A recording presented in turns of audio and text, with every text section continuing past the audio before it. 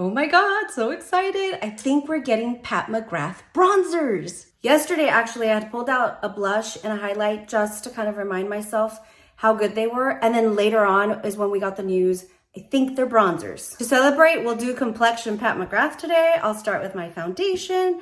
I absolutely love it because one of the things that she said in her post where she showed the sneak peek was, Mother heard what you said, and she is here to deliver. So I guess a couple things, right? Is one, when we start telling a brand what we want to see, I guess we have to keep in mind product development timeframes and, what goes into developing a new product. But all in all, it's really encouraging and really nice to see that although she doesn't have full creative control, she still gives us what she knows we want and what we need. She'll probably release it with a lipstick to go with it, maybe a matte quad or neutral quad. Stuff we don't really need that we already have, but who cares? I'll get it anyway because that's what I mean. When consumers feel like they're being listened to, like they're getting what they want, they'll always purchase more than they expected to, and that's how a brand continues to stay relevant and build hype.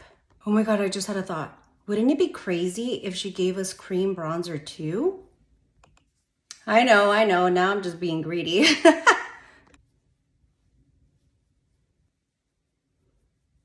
I'm just super excited, so be on the lookout. We will see exactly what they look like, exactly what they are, coming to a galaxy near you soon. I'm so excited, and I just can't hide it. I'm about to lose control, and I think I love that. So there is a Pat McGrath complexion for the day. What do we think? Oh my gosh, so excited. Are you excited about the bronzers? Technically, she hasn't said it's the bronzers, but I'm putting it out there in the universe. It's the bronzers. Are you getting them?